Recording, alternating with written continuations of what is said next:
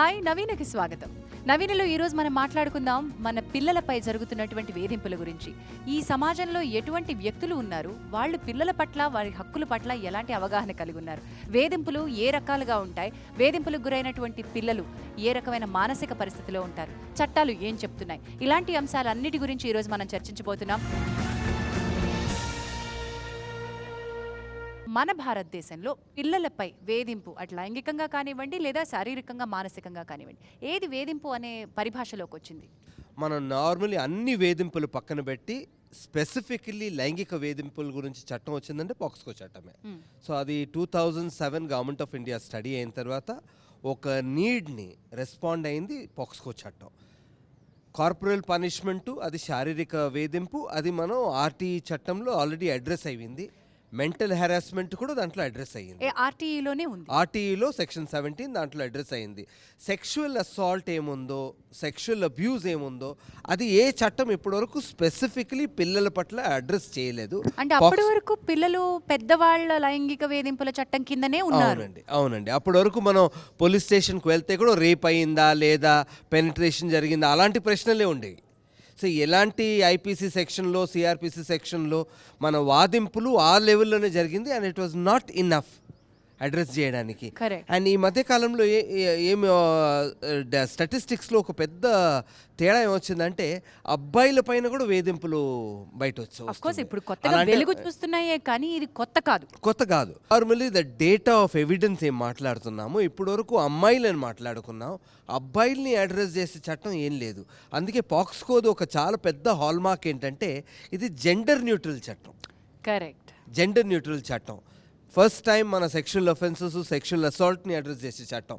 So ఈరోజు మన భారతదేశంలో ఏదైనా చట్టం ఉందంటే అవును పాక్స్కో మనల్ని గైడ్ చేస్తుంది. చాలా స్ట్రాంగ్ చట్టం, చాలా మంచి చట్టం అని మనం భావించవచ్చు. పాక్స్కో అంటే పూర్తిగా ఏంటండి, అండ్ ఏ చట్టం తర్వాత దీన్ని మనం తీసుకురావడం జరిగింది?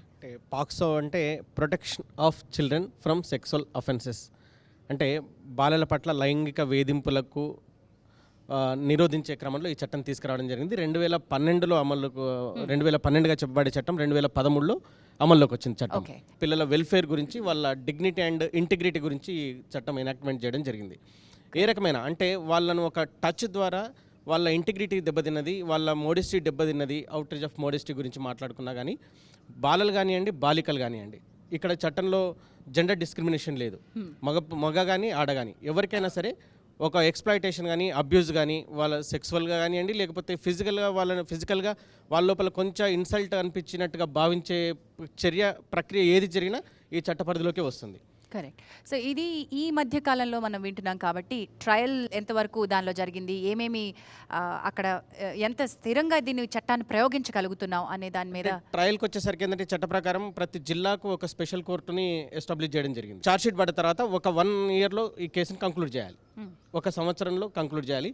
ఇందులో జరిగే ప్రతి ట్రయల్ కూడా బాధితులు ఎవరైతున్నారో విక్టిమ్స్ అది 1 ఇయర్లో కంప్లీట్ చేసే చట్టంలో ఇన్ కెమెరా ప్రొసీడింగ్స్ చేయాలి. అంటే ఓపెన్ కోర్టులో కాకుండా ఇన్ కెమెరా ప్రొసీడింగ్స్ చేయాలి. దీంట్లో ఇక్కడ నిష్ణాతులైన ఒక స్పెషల్ ఉండే ఒక జిల్లా స్థాయి జడ్జిని అపాయింట్ చేయడం జరుగుతుంది స్పెషల్ కోర్టులో. కరెక్ట్. పిల్లలు ఎదిగే క్రమంలో వాళ్ళకి చాలా అనుమానాలు ఉంటాయి. అదే క్రమంలో కనుక లైంగిక వేధింపులకు గురైతే మానసికంగా వారు ఎలాంటి ఇబ్బందులకు గురయ్యే అవకాశం ఉంది? ఈ చైల్డ్ సెక్షువల్ అబ్యూస్ అనేది మా దగ్గరికి వచ్చే వరకు అయిపోయే తర్వాతనే వస్తుంది. సో ఫస్ట్ ఏంటంటే అది చెప్పరు ఎవరు, పిల్లలు పేరెంట్స్కి చెప్పరు, చెప్తే పేరెంట్స్ నంబరు. సో వీళ్ళు ఒక సీక్రెట్, ఒక అడల్ట్ ఎవరైతే పిల్లల మీద ఎక్కువ అటెన్షన్ చూపిస్తారో, అనవసరమైన అటెన్షన్, ఒక డ్రాయింగ్ సార్ రావడం ఇంటికి డ్రాయింగ్ చెప్పడం వేరే, ఓకే ఫైన్ ఇక్కడి నుంచి నేను టెన్నిస్ కోర్ట్ కూడా దించుతానంటే పేరెంట్స్కి it should ring a bell in the head అనమాట. ఓకే ఇక్కడ వేరే ఏదో ఇష్యూ ఉంది అనేది. సో ఈ ప్రిడేటర్స్ అనేవాళ్ళు కామన్గా ఎవరైనా ఉండొచ్చు. ఓకే పిల్లలకి ఎక్స్పోజర్ ఉందో లేదో as young as 2-3 year olds కూడా జరిగే విషయం ఇది. సో వాళ్ళకి ఇంటర్నెట్ అవి ఇవి వాళ్ళు ఏం చూసే ఉండరు, వాళ్ళకి క్యూరియాసిటీ కూడా ఉండదు. సో ఆ ఏజ్లో మా దగ్గరకు వచ్చే వరకు చైల్డ్ కొంచెం విచిత్రంగా బిహేవియర్ చేస్తుంది, స్కూల్కి వెళ్ళడానికి ఇబ్బంది అవుతుంది, they don't want go to school. ఎప్పుడు బాగా బ్రైట్గా ఫన్నీగా మాట్లాడే పిల్లలు కూడా సాడ్గా అయిపోతారు, లేకపోతే బాడీలో ఎక్కడో ఒక డిఫరెంట్గా మార్క్ కనిపిస్తుంది.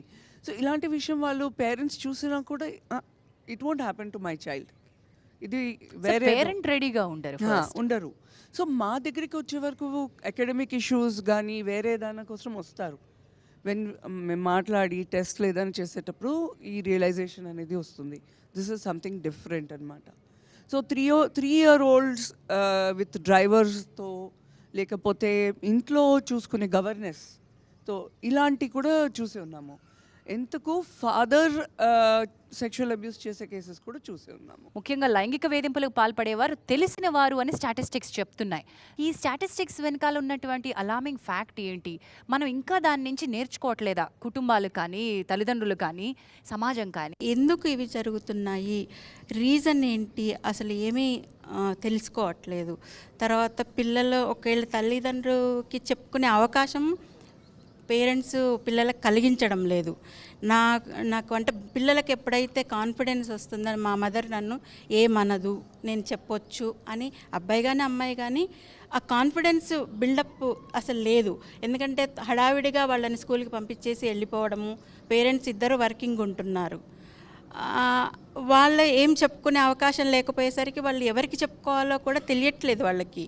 స్కూళ్ళల్లో కానీ కాలేజీలలో కానివ్వండి బయటికి చెప్పుకోలేకపోతున్నారు అమ్మాయిలు కానీ, అబ్బాయిల పైన జరుగుతున్నాయి దాడులు, అది కూడా అసలు బయటికి రావడం లేదు. తెలిసిన వ్యక్తి చేతిలో లైంగిక వేధింపులకు గురవుతున్న పిల్లలైతే తెలిసి ఇక్కడ వేధింపు ఉంది అని తెలిసి చప్పుడు చేయని నిశ్శబ్దంగా నోరు మూసుకొని కూర్చుండిపోయే సమాజం, తల్లిదండ్రులు. ఈ రెండిటికి మధ్య ఒకటే ఉంది, అదేంటంటే I don't want to acknowledge this, ఇది జరుగుతుంది అని నేను డినాయల్లో ఉంటాం మనం. ఎట్లా దీన్ని మనం బద్దలు కొట్టడం? సమాజంలో ఈ కల్చరు, సంస్కృతి పేరులో పిల్లలకి చాలా అన్యాయం జరుగుతుంది. ఏ ఇన్ఫర్మేషను పిల్లలు తల్లి తండ్రి నుంచి స్వీకరించలేకపోతున్నారు, ఏ క్లైమేట్ వాతావరణం ఇంట్లో ఒక అమ్మ ఒక పాపతో కూర్చొని మాట్లాడలేకపోతుందో, ఏ తండ్రి ఆ సమయం అబ్బాయి దగ్గర కూర్చొని మాట్లాడలేకపోతున్నారో, అబ్బాయి ఎక్కడో వెళ్ళాలి బయట చూస్తున్నాడు ఇన్ఫర్మేషన్ని, అమ్మాయి ఎక్కడో అడగాలి బయట అడుగుతుంది. ఈ నష్టం తల్లిదండ్రులుగా మనం చేస్తున్నాం. సెక్షువాలిటీ పైన ఓ ట్యాబు మనకెంత దారిద్ర్యం అంటే ఈ సమాజంలో పిల్లల్లో ఈ సైలెన్సు అదే అండి. మాట్లాడకూడదు, అలాంటి తప్పు జరిగితే కూడా ఆ పాప తప్పే. ఆ గిల్ట్ ఏముందో, sexual abuses most of the victims face అయ్యేది గిల్ట్. వాళ్ళే ఏదో తప్పు చేసినట్టు ఒక ఫీలింగు వాళ్ళకి ఇవ్వడం ఈ సమాజం. అండ్ ఐ థింక్ ఆ సైలెన్సు మనం తొలగించాలి. ఎక్కడ తొలగించాలి? ఫస్ట్ ఫ్యామిలీస్లో తొలగించాలి. Schools, colleges safe habitats, safe places అని ఎప్పటివరకు మనం మార్చము అది చిత్తశుద్ధితో చేయాలండి. చేయట్లేదు మనం. పిల్లల్ని మనం స్టేక్ హోల్డర్స్గా ఎప్పుడు చూడమండి. We fail to teach our children personal safety. Personal safety మనకి ఇంపార్టెన్స్ కాదు, అన్నీ ఇంపార్టెంట్, కానీ పర్సనల్ సేఫ్టీ ఇంపార్టెన్స్ కాదని అనుకునే సమాజం ఇప్పుడు ఏం జరుగుతుందో ద సొసైటీ రిఫ్లెక్షన్ అండి. ఈరోజు ద వే ద సొసైటీ ఇప్పుడు అవుతుందంటే, ఏదో నేను ఇన్సిడెంట్స్ గురించి మాట్లాడను, కానీ incidents the reflection of our attitude. పిల్లలు మనకి ఇంపార్టెంట్ కాదు, పిల్లలకి ఏం ఇంపార్టెంట్ మనకి ఇంపార్టెంట్ అయితే వాళ్ళకి సమయం ఇవ్వడం మొదలెడతాం. స్కూల్స్, కాలేజెస్, అన్ని ప్లేసెస్ ఈరోజు మనం చెప్తున్నాం రోడ్డు పైన అయింది, అక్కడ అయింది, ఇక్కడ అయింది. ఎందుకు అవుతుందండి? ఎందుకు అవుతుందంటే మనకు ఒక అలవాటు. ఏదైనా అయితే మనం నిశ్శబ్దంగా ఉండడం అలవాటు. ఏదైనా అయితే మనకెందుకులే, మనకు కాలేదు కదా అని ఒక అలవాటు. ఈ అలవాటు ఆపాలి, మాట్లాడడం మొదలెట్టాలి, నిర్భయంగా బయట రావాలి. అప్పుడే ఈ సమాజంలో పిల్లలు సురక్షితంగా ఉంటారు. పోలీస్ స్టేషన్కి వెళ్ళి లేకపోతే ఇది జరిగింది అని వెలుగులోకి వచ్చే సంఘటనలు చాలా తక్కువ. అలాంటి తక్కువ సంఘటనలు కూడా శిక్షలు పడకుండా ఉంటున్నాయంటే ల్యాక్ ఆఫ్ ఇన్వెస్టిగేషన్. ఇది చాలా మనం ఓపెన్గా అడ్మిట్ చేయవలసినటువంటి పరిస్థితి. ఉండొచ్చు డిపార్ట్మెంట్లో చాలా ఇంటెలిజెన్స్ ఉండొచ్చు, ఇంటలెక్చువల్స్ ఉండొచ్చు డిపార్ట్మెంట్లో, కానీ అన్ని సందర్భాల్లో ఈ పిల్లల పట్ల అంటే స్పెషల్గా వచ్చినటువంటి ఈ పాక్సో చట్టాలపైన అనుకోండి, లేకపోతే పిల్లలకు అనుకూలంగా ఉన్నటువంటి బాలల న్యాయ చట్టం, జువెనైల్ జస్టిస్ యాక్ట్ అనుకోనండి, ఇలాంటి స్పెషల్గా వస్తున్నటువంటి చట్టాలపైన ఎంతమంది ఆఫీసర్స్ దీంట్లో నిష్ణాతులుగా ఉన్నారు, కనీసం ఈ పిల్లలతో డీల్ చేసేటువంటి పోలీస్ ఆఫీసర్స్, ఇన్వెస్టిగేషన్లో ఉన్నటువంటి డిపార్ట్మెంట్లో ఉన్నటువంటి వాళ్ళు ఈ చట్టంలో ఎంత పరిజ్ఞత ఉంది వాళ్ళకి? అసలు ఈ చట్టం ఉందని సగం మందికి తెలియదండి. సగం మందికి పిల్లల్ని పోలీస్ స్టేషన్కు రప్పించుకొని స్టేట్మెంట్ రికార్డ్ చేసే వాళ్ళు ఉన్నారు. ఈ చట్టంలో కంప్లీట్గా డినై చేస్తున్నటువంటి పరిస్థితి ఏంటంటే, పిల్లలకు రక్షణ ఇస్తూనే ఈ చట్టంలో ఉన్నటువంటి పిల్లలు ఎవరైనా సరే బాధితులుగా ఉన్న వాళ్ళు, విక్టిమ్స్గా ఉన్న వాళ్ళని ఇంటి దగ్గరకో లేకపోతే మన చైల్డ్ వెల్ఫేర్ డిపార్ట్మెంట్ దగ్గరనో లేకపోతే హాస్పిటల్లో ఉంటే హాస్పిటల్ దగ్గర వాళ్లకు అనుకూలంగా ఉన్న ప్లేస్లో తప్పిస్తే ఎట్టి పరిస్థితుల్లో పోలీస్ స్టేషన్కి తీసుకొచ్చి విచారణ చేయకూడదు. స్టేట్మెంట్ పర్పస్ అనుకోండి, లేకపోతే ఎలాంటి ఇన్వెస్టిగేషన్ పర్పస్ అయినా సరే వాళ్ళను మహిళలతోనే, డాక్టర్స్తోనే వాళ్ళకు మెడికల్ చెకప్ చేయించాలి. అంటే ఈవెన్ పిల్లలంటే కూడా చాలామంది పోలీసు వాళ్ళకి వీళ్ళు స్కూల్కి వెళ్ళని ఏజ్ పిల్లలా లేకపోతే హై స్కూల్ ఏజ్ వరకు పిల్లలా అనేది కూడా వాళ్ళకు పెద్దగా డౌట్. పిల్లలు అంటే 18 years నిండని వాళ్ళందరూ, మైనర్స్గా ఉన్న వాళ్ళంతా కూడా పిల్లలే అనేది చాలామంది కూడా ఈ విషయం తెలియదు. పిల్లలు అంటే ఓకే 15 ఏళ్ళు దాటింది కదా, పిల్లోళ్ళు ఎట్లయితారు అనే పరిస్థితులు కూడా చట్టంలో స్టేక్ హోల్డర్స్కే తెలియదు అంటారు. చట్టంలో ఉన్న స్టేక్ హోల్డర్స్కి తెలియదు. అది ప్రత్యేకంగా తెలియవలసింది పోలీస్ డిపార్ట్మెంట్కి. అలాంటి వాళ్ళకే తెలియకుండా పరిస్థితుల్లో ఇన్వెస్టిగేషన్ కంప్లీట్గా జరగకుండా ఎలాంటి సాక్షులను తీసుకోవాలి, ఆ సాక్ష్యంలో ఎంతవరకు నమ్మదగినట్టు కోర్టు నమ్మదగే పరిస్థితులు ఉన్నాయి, ఎవిడెన్స్గా పరిగణించే పరిస్థితులు ఉన్నాయి, వీటన్నిటిని మనం స్వీకరించి కోర్టుకు మనం ఛార్జ్షీట్ రూపంలో ఫైల్ చేయగలిగితేనే దోషులు అనేది ఎట్టి పరిస్థితుల్లో తప్పించుకోలేని పరిస్థితి వస్తుంది. అప్పుడే వాళ్ళకి శిక్షలు పడే పరిస్థితి ఉంది. ఎలాంటి సాక్ష్యం లేకుండా కోర్టులో నామినల్గా కొంతమందిని లేకపోతే ఎవిడెన్షియరీ వాల్యూ లేని వాటి థింగ్స్ని తీసుకొచ్చి ఛార్జ్షీట్ రూపంలో గుప్పించగలిగినట్టయితే ఎన్ని పేజీలు రాసినా కానీ అది కోర్టులో నిరూపించబడదు. నిరూపించబడలేని పరిస్థితి ఉన్నప్పుడు మాత్రం ఎవరు కూడా శిక్షకు అర్హులు గారు, తప్పించుకొని పోతారు. ఇలాంటి పరిస్థితుల్లో మనం వ్యవస్థలో ఉన్న చట్టాలను కానివ్వండి, కోర్టులను కానీ దూషించుకోవడం తప్పిస్తే వేరే ఉండదు. కాకపోతే ఈ చట్ట ప్రకారం ఐపీసీలో ఉన్నట్టుగా burden lies on the prosecution. Case ఎవరి మీద పెడితే ప్రాసిక్యూషన్, కేసు పెట్టిన వాళ్ళపైన ప్రాసిక్యూషన్ పోలీస్ వాళ్ళ మీదనే అంటే రెస్పాన్సిబిలిటీ ఉంటుంది ప్రూవ్ చేయడానికి. కానీ ఈ కేసులో మాత్రం రివర్స్లో ఉంది. ఎవరైతే దాంట్లో రాంగ్ డూయర్గా ఉన్నారో, ముద్దాయిగా నిందితుగా ఉన్నారో వాళ్ళపైన ఉంటుంది రెస్పాన్సిబిలిటీ. నేను ఈ కేసుకి నాకు సంబంధం లేదని చెప్పేసి చాలా బ్యూటిఫుల్ యాక్ట్. కొంతవరకు ఈ స్టేక్ హోల్డర్స్గా ఉన్నటువంటి police department, especially medical department వాళ్ళు కొంత కాన్సన్ట్రేట్ చేసి ఎలాంటి లూప్ హోల్స్ లేకుండా ఇన్వెస్టిగేట్ చేసినట్టయితే దీంట్లో ఇన్వాల్వ్ అయినట్టు ఏ రాంగ్ డూయర్ కానీ డైరెక్ట్లీ ఇండైరెక్ట్లీ ఎవరున్నా సరే, అబేటర్గా ఎవరున్నా సరే ఇండైరెక్ట్గా వాళ్ళు కూడా ఈ చట్టంలో తప్పించుకునే పరిస్థితులు మాత్రం లేవు. చాలా స్ట్రిక్ట్గా ఉన్నటువంటి చట్టం. మినిమంగా 3 years నుంచి లైఫ్ ఇంప్రిజన్మెంట్ వరకు పనిష్మెంట్ ఉన్నటువంటి చట్టం ఇది. ఒక స్పెషల్ ట్రైనింగ్ లాగా ఇచ్చి ప్రతి పోలీస్ స్టేషన్లో పిల్లల గురించి ఒక పలాని ఆఫీసర్ పిల్లల చైల్డ్కి సంబంధించిన కేసులు డీల్ చేయాలి. స్పెషల్ జువెనైల్ పోలీస్ యూనిట్ అనేది ఒకటి ఏర్పాటు చేయడం జరిగింది. ఇది మన జువెనైల్ జస్టిస్ యాక్ట్ ప్రకారం వాళ్ళనే దీంట్లో ఇన్వాల్వ్ చేసి ఈ పాక్సో చట్టంలో ఏమైనా కేసెస్ ఏమైనా రిజిస్టర్ అయినప్పుడు కూడా వాళ్ళ ద్వారానే ఇన్వెస్టిగేషన్ చేసే ప్రక్రియ చేపడితే కానీ దీంట్లో తప్పకుండా న్యాయం జరుగుతుంది. ఎందుకంటే ప్రతి ఎస్ఐ స్థాయి వాళ్ళు కూడా దీంట్లో ఇన్వెస్టిగేషన్ చేయడం వల్ల ఏమవుతుందంటే వాళ్ళ దాంట్లో పరిపక్వత ఉండదు. నార్మల్ కేసులు డీల్ చేసినట్టే చేస్తారు. అది అక్కడ ఇన్సెన్సిటివిటీ ఉంటుంది యాజ్ యూజువల్గా. కొన్నిసార్లు ఏంటంటే కొంతమంది ఆటోమేటిక్గా విక్టిమ్స్ ఫ్యామిలీస్ సపోర్ట్ చేస్తుంటారు. అంటే వాళ్ళని కొంచెం డిస్కరేజ్ చేస్తుంటారు. ఎవరైతే రాంగ్ డూయర్కు సపోర్ట్ చేస్తూ ఇదంతా ఎందుకు వచ్చింది, పిల్లలు అనవసరంగా ఎక్స్పోజ్ అవుతారు కదా, మీ ఫ్యామిలీ రేపటి నాడు డిగ్రేడ్ అవుతుంది కదా అని ఒక రకమైన వాళ్ళని నిరాశపరుస్తూ మీరు ఏదో రకంగా కాంప్రమైజ్ కండి, నేను ఏదో మాట్లాడతాను అని ఒక వాళ్ళే అక్కడ స్టేషన్లోనే ఒక సెటిల్మెంట్ సెంటర్ లాగా అవుతున్న పరిస్థితులు ఉన్నాయి. అందరి వల్ల కాదు, కొంతమంది ఆఫీసర్ల వల్ల ఇలాంటి పరిస్థితి ఏర్పడ్డది. కాబట్టి ఈ అంటే ఇన్స్టెడ్ ఆఫ్ గివింగ్ అంటే కాంప్రమైజ్ సజెషన్స్, సెటిల్మెంట్ సజెషన్స్ ఇట్లాంటివి జరగకుండా ఉండాలంటే, ఎందుకంటే ఒక కేసులో ఏదో సెటిల్ చేసుకొని పోయినవాడు చాలా కాన్ఫిడెంట్గా ఉంటాడు, నేను ఎక్కడైనా డబ్బులు పడేస్తే నేను ఏదైనా సాధించగలుగుతానని.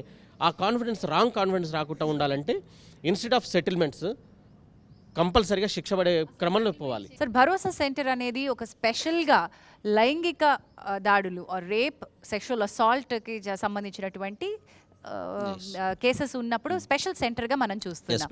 అందులో పిల్లలకి సంబంధించి మళ్ళీ ఇంకొక ప్రత్యేకమైనటువంటి విభాగం ఏమైనా ఉందా?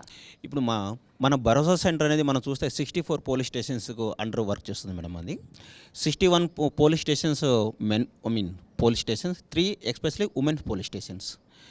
ఈ 64 పోలీస్ స్టేషన్స్ అండర్ రిజిస్టర్డ్ అయినటువంటి వాటి ఈ యొక్క చైల్డ్ అబ్యూజ్ కేసెస్ అన్నీ కూడా మనకు పంపిస్తారు. ఇక్కడ పంపించినటువంటి కేసెస్ ఏం చూస్తామంటే, మనకు ఒకవేళ పోలీస్ స్టేషన్లో ఒకవేళ స్టేట్మెంట్ రికార్డ్ అనేది మనకు జరగకపోతే ఈ మన భరోసా సెంటర్లో ఎస్ఐ క్యాడర్ లేకపోతే మన సర్కిల్ ఇన్స్పెక్టర్ క్యాడర్లో ఉన్నటువంటి పర్సన్స్ దగ్గర మన స్టేట్మెంట్ రికార్డ్ అని మనం చేయిస్తాం. Okay, some of the times మనం చూస్తే పోలీస్ స్టేషన్లో మన చైల్డ్ తన జరిగినటువంటి ప్రాబ్లమ్ని సరిగా ఎక్స్ప్రెస్ చేయలేకపోవచ్చు ఆ పరిస్థితులు. అందుకోసం మన సైకాలజిస్టుల మధ్య ముందు మనం ప్రీ కౌన్సిలింగ్ అని మనం కండక్ట్ చేసి చైల్డ్కు ఉన్నటువంటి ప్రాబ్లాన్ని నిర్భయంగా ఓకే తనకు జరిగినటువంటి ప్రాబ్లాన్ని చెప్పే విధంగా మనం అక్కడ భరోసా సెంటర్లో మనం ఫెసిలిటీస్ అని మనం చేస్తాం. సమ్ ఆఫ్ ది క్లయింట్స్ ఇప్పుడు కొంతమంది పిల్లలు కూడా మనం చూసినట్లయితే ఏదో ఒక 10 years 10-15 years ఉన్న పాప అయితే తనకు జరిగిన ప్రాబ్లాన్ని ఎక్స్ప్రెస్ చేయగలదు. అదేవిధంగా 3 years 4 years 5 years ఉన్నటువంటి జరిగినటువంటి పిల్లలకు తను ఎప్పుడు కూడా తను ఎక్స్ప్రెస్ అనేది చేయలేదు తనకు జరిగినటువంటి ప్రాబ్లాన్ని. అలాంటి పరిస్థితుల్లో మన భరోసా సెంటర్లో స్పెషల్గా చైల్డ్ రూమ్ అనేది మనం అరేంజ్ చేసి త్రూ టాయ్స్ ద్వారా ఎక్స్ప్రెస్ చేయించడం, త్రూ గెసెస్ ద్వారా చేయించడం, ప్లే మెథడ్లో తనకు జరిగినటువంటి అన్యాయాన్ని తనకు జరిగినటువంటి అసాల్ట్ని ఎక్స్ప్రెస్ చేయించడం అనేది మనం ఆ యొక్క మెథడ్స్ని మనం ఎక్స్ప్రెస్ చేయడం జరుగుతుంది. మా భరోసా సెంటర్ నుంచి చైల్డ్ సెక్సువల్ అబ్యూస్ జరిగినటువంటి చైల్డ్ని కోర్టుకు పంపకుండా అక్కడికి వెళ్తే తనకు స్టిగ్మాస్ అనేవి డెవలప్ అవుతాయి. ఈ పాప పైన ప్రాబ్లం జరిగింది, ఈ పాప పైన ఈ సెక్సువల్ అసల్ట్ జరిగింది అనేటువంటి స్టిగ్మాస్ని తొలగించడం కోసం మా భరోసా సెంటర్ నుంచి డైరెక్ట్గా జడ్జి ముందు ప్రొడ్యూస్ చేయడం అనేది జరుగుతుంది. ఇప్పుడు స్లమ్స్లో కానీ లేదా పారిపోయి వచ్చిన నేపథ్యాలు, ఎక్కడ తప్పిపోయిన పిల్లలు, వీళ్ళ పరిస్థితి ఇంకెలా ఉంది? లైంగిక వేధింపులకి ఎక్కువగా బలైపోతున్నది వాళ్ళేనా? ముఖ్యంగా ఏంటంటే ఈ పిల్లలు ఎవరైతే దూర ప్రాంతాల నుంచి వస్తున్నారో వచ్చిన తర్వాత వాళ్ళు ఏకాగ్గా ఉన్నారు. వాళ్ళకి ఏదైనా అవసరాలు, మీకు ఏదైనా షెల్టర్ ఇప్పిస్తాను, మీకు పలానా దగ్గర మంచి అవకాశం ఇప్పిస్తాను అని చేసి ఎవరైతే ఇప్పుడు వాళ్ళకి ఏంటంటే పిల్లవాడు ఏదో ఇన్సిడెంట్ ఇంటి దగ్గర జరిగింది, ఆ ఇన్సిడెంట్ అనేది వాడిని ఏదో ఆ ఇంటిని ఆ ఊరిని వదిలేసి ఇక్కడ తీసుకురావడం జరిగింది. ఇక్కడ వాడు ఏంటవుతుంటే ఏదైతే నాకు అది జరిగిందో అది నాకు వద్దు అనుకున్నప్పుడు కొత్త ఏ విషయం చెప్పినా వాడికి మంచిగా అనిపిస్తుంది. ఇక్కడ ఈ అన్నయ్య ఎవరో ఈ రోజు ఒక్కరోజు పరిచయం అయింది, ఇంత బాగా నన్ను చూసుకుంటున్నాడు అలాంటి సందర్భాలు ఏమవుతుంది, ఆ నమ్మకాన్ని ఏమవుతుందంటే దాన్ని ఒక అడ్వాంటేజ్గా తీసుకొని ఇలాంటి అబ్యూసెస్ చాలా ఎక్కువ జరుగుతూ ఉంటాయి. ఈ అబ్యూసెస్ జరిగిన తర్వాత ఈ కేసెస్ ఏ విధంగా ముందుకెళ్తున్నాయనే విషయానికి వస్తే ముఖ్యంగా ఏంటంటే జూనియర్ జస్టిస్ యాక్ట్ ప్రకారం ఏంటంటే పిల్లలు ఎవరైతే అబ్యూస్ గురవుతున్నారో వాళ్ళ విషయం తప్పకుండా children need and care and protection కిందకి వస్తారు కాబట్టి వాళ్ళని చైల్డ్ వెల్ఫేర్ కమిటీ ముందు తీసుకురావాలి. కోర్టు ఏం చేస్తుంది, చిల్డ్రన్ కోర్టు ఓన్లీ రికార్డ్ చేస్తుంది, ఓకేనమ్మా నీ బాబు నువ్వు తీసుకెళ్ళు, నీ పాప నువ్వు తీసుకెళ్ళు, ఓకే ట్రయల్ చేస్తా అంటుంది. ఇక్కడ ఎందుకు జరిగింది, జరిగిన విషయాలు ఏ కారణాల్లో జరిగినాయి ఇవన్నీ ఇన్వెస్టిగేషన్ చిల్డ్రన్ కోర్ట్ చేయదు. వాళ్ళు ఏంటంటే అక్యూజ్డ్ ఎవడైతే ఉన్నాడో విట్నెస్ పెట్టండి, యాక్షన్ తీసుకుంటా ఉంటుంది. ఎప్పుడైతే ఆ బాబును, అందుకే ఏమంటున్నారంటే సెక్షన్ 19(6) ఏదైతే మన పాక్సో యాక్ట్ అయితే చెప్తుందో కంపల్సరీ ఏదైతే పిల్లవాడికి అబ్యూజ్ జరిగిందో అబ్యూజ్ జరగానే ఇమీడియట్గా చిల్డ్రన్ కోర్టుకి చెప్పండి.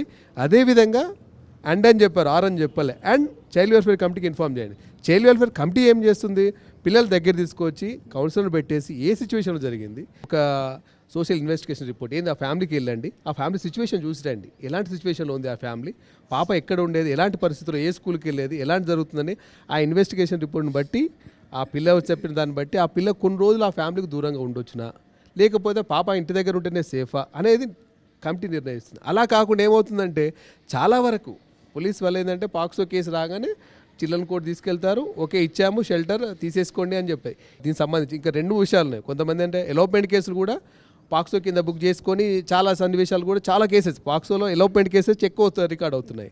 వచ్చిన తర్వాత ఒకేసారి పిల్లవాడిని ప్రొడ్యూస్ చేస్తున్నా తీసుకొచ్చి ఇక్కడ పెడతాం. 164 స్టేట్మెంట్ కోసం 80% తీసుకుపోతాం. 164 స్టేట్మెంట్ ఎప్పుడైతే పాపది కానీ బాబుది కానీ జడ్జి ముందు రికార్డు కాలేదో అప్పటి వరకు కేసు ఎంతవరకు ముందు జరగదు. అది తెలిసి కూడా ఒక పాపను ఏదైతే ఇన్సిడెంట్ జరిగిందో ఆ జరిగిన తర్వాత ఇంకో కొన్ని రోజులు నువ్వు గ్యాప్ తీసుకొచ్చిన తర్వాత నువ్వు 164 స్టేట్మెంట్ ఇస్తే ఆ సిచ్యువేషన్స్ వేరు, ఈ సిచ్యువేషన్. ఒకవేళ పాపకు ఇప్పుడు నువ్వు పెట్టిన పరిస్థితులు ఏవైతే ప్రతికూలంగా ఉంటే దీనికంటే అదే బెటర్ అని చెప్పేసి కూడా స్టేట్మెంట్ రికార్డ్ చేంజ్ కావచ్చు. ఇదంతా కూడా పెద్దవాళ్ళు చేస్తున్న మ్యానిపులేషన్ లాగానే ఉంది. ఏజ్ యాక్ట్ ప్రకారం ప్రతి ఒక్క పోలీస్ స్టేషన్లో ఒక చైల్డ్ వెల్ఫేర్ ఆఫీసర్ ఉండాలంటున్నాం. పోలీస్ ఆఫీసర్ ఉన్నాడా, చైల్డ్ వెల్ఫేర్ ఆఫీసర్ అంటున్నాము, ఆ చైల్డ్ వెల్ఫేర్ ఆఫీస్ డిస్ట్రిక్ట్ స్థాయిలో స్పెషల్ జోనల్ పోలీస్ యూనిట్ అంటుందా, ఇవన్నీ ఉన్నదా? ఎప్పుడైతే స్పెషల్ పోలీస్ ఆఫీసర్ అంటున్నారో అతన్ని ఏంటంటే కంప్లీట్గా ఈ పిల్లల ఇష్యూస్ కోసమే డీల్ చేసే విధంగా ఉంటే అతనికి జువెనైల్ పిల్లలకు సంబంధించి అన్ని చట్టాల మీద అవగాహన ఉంటే ఒక పాక్సో గురించి కానివ్వండి ఇంకా వేరే అఫెన్సెస్ ఏమైనా పిల్లల గురించి జరిగితే ఎలాంటి కేసెస్ ఉంటాయి ఆయన మీద అనుభవంతో వాటి డీల్ చేయడానికి ఆస్కారం ఉంటుంది. నువ్వు అన్న సిఆర్పిసి తీసుకొచ్చి మామూలు ముద్దాయి దగ్గర చేసిన అతనే తీసుకొచ్చి మళ్ళీ వచ్చి పాక్సో సెన్సిటివ్ ఇష్యూ చెప్పరా ఏమైంది చెప్పండి అంటే ఇలా చెప్తారు. ఇలాంటి విషయాలు ఏంటంటే ఒక ఆఫీస్ ఎవరైతే అంటే మనం పెడుతున్నారో చట్టం చేసుకున్నాం వెంకటేశ్వర గారు, మీరు చెప్పినట్టుగా చట్టం చాలా అందంగా తయారు చేసుకున్నాం, ఒక చైల్డ్ కోర్ట్ అంటున్నాం, చైల్డ్ వెల్ఫేర్ ఆఫీసర్ అంటున్నాం, ఇన్ని చేశాం, కానీ ఆ మధ్యలో ఉండాల్సినటువంటి బాధ్యత, సెన్సిటివిటీ మిస్ అయిపోయింది. నవీనిలో ఈరోజు మనం మాట్లాడుతున్నటువంటి ఈ అంశం గురించి ఎంత మాట్లాడినా కూడా ఇంకా మాట్లాడేందుకు చాలా చాలా అంశాలు మిగిలే ఉన్నాయి. మరి మాట్లాడాల్సినటువంటి మిగతా అంశాలు, ఎస్పెషలీ చట్టంలో ఉన్నటువంటి లొసుగులు ఏమిటి, సమాజంలో మనం చేయాల్సినటువంటి బాధ్యత ఏమిటి, వీటన్నిటి గురించి మనం వచ్చే వారం ఎపిసోడ్లో మాట్లాడుకుందాం. ఇంతలో నవీనపై మీ అభిప్రాయాలు తప్పకుండా మాకు రాసి పంపించండి. మా చిరునామా Navina, care of TV9, plot number 97, road number 3, Banjara Hills, Hyderabad 34. Email navina@tv9.com. Website visit చేయండి www.tv9navina.com.